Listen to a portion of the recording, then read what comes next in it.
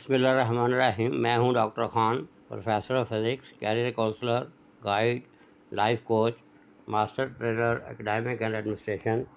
इस वीडियो में हम बात करने वाले हैं कि रिटायरमेंट लाइफ में आपने अपने आप को रीबर्थ कैसे करना है। तो वो मैं बताऊंगा कि आप रिटायरमेंट का जो लफ्ज़ है इसको कैसे इस्तेमाल करके अपनी लाइफ को सक्सेसफुल या स्ट्रेसफुल बना सकते हैं। स्टाइल मेरा वही होगा, पहले मैं सारी चीज़ें बयान कर दूंगा, उसके बाद जो है फिर हम अपने असल जो है मौजू पे चलेंगे।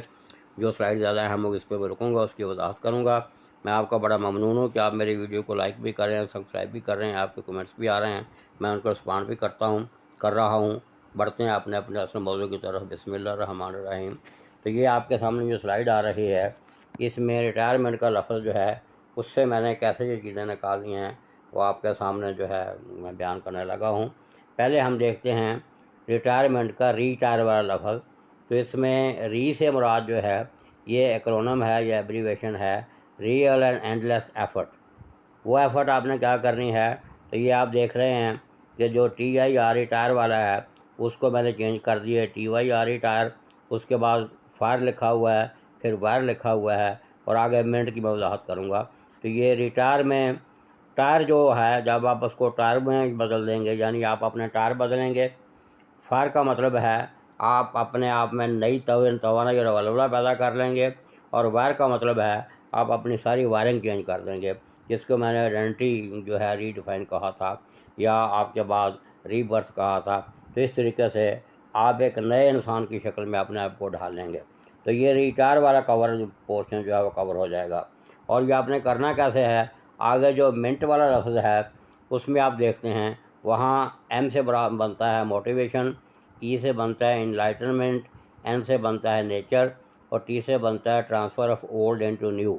यानी आपने मोटिवेट रहना है ये काम करने के बाद, अपने जो एटीट्यूड है उसको पॉजिटिव रखना है और अपने नेचर जो है उसको इस काबिल बनाना है कि आप अपने पुराने जो फेज़ था उससे नए फेज़ में आने के काबिल हो जाएं।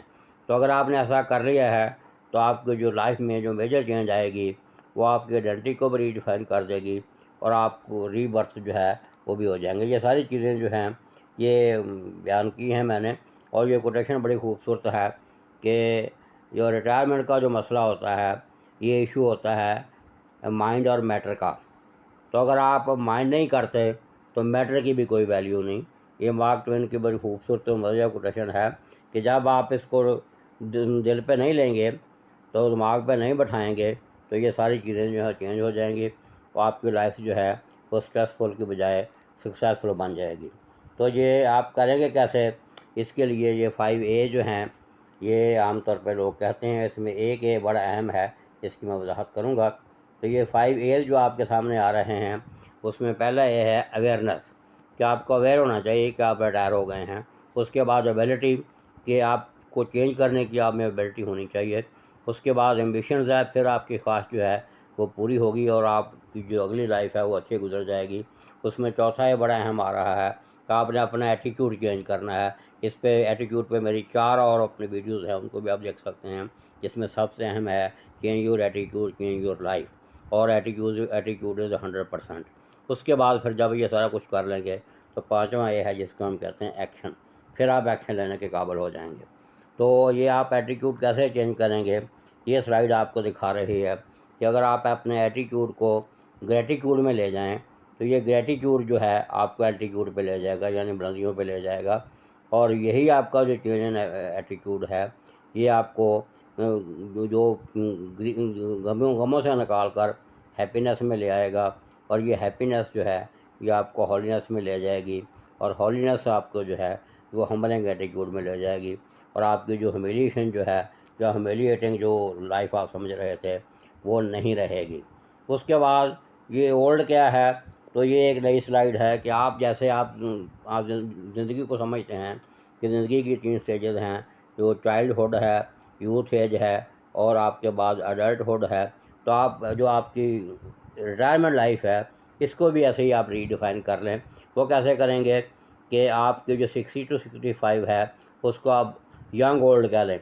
और मोस्टली इसी एज में जो है अल्लाह को प्यारे हो जाते हैं, तो ये आप इसको यंग ही समझें, यंग ओल्ड। यानी बूढ़े नौजवान। उसके बाद 75 जो है और से लेकर 85 तक आप इसको ओल्ड एज समझ लें, और ग्रेटर दैन 85 जो है इसको ओल्डेस्ट कहें, जिस पे हम बहुत कम लोग जो पहुँचे हैं। तो इस तरीके से आप अपनी क्रोनोलॉजिकल एज और जो है बायोलॉजिकल एज जो है उसको आप रीडिफाइन करके अपने ज़हन को हौसला दिलासा दे सकते हैं।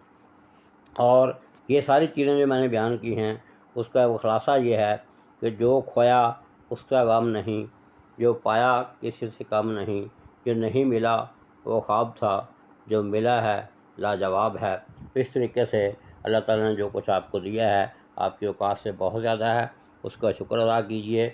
और आप खैर खैरियत से रिटायर हो गए हैं उसमें भी अल्लाह ताला का शुक्र अदा कीजिए। और बाकी लाइफ जो मैंने गुजारी है वो आप उस तरीके से गुजारिए जैसे मैंने गुजारिशात की हैं। तो ये रिटायरमेंट के लफ्ज़ से जो है जो चीज़ें बनती थी वो मैंने आपके सामने बयान की हैं, इस उम्मीद के साथ कि आप वीडियो को पहले से बहुत ज़्यादा लाइक करेंगे, चैनल को भी सब्सक्राइब करेंगे। आपके कमेंट्स का मुझे इंतज़ार रहेगा। अल्लाह आपका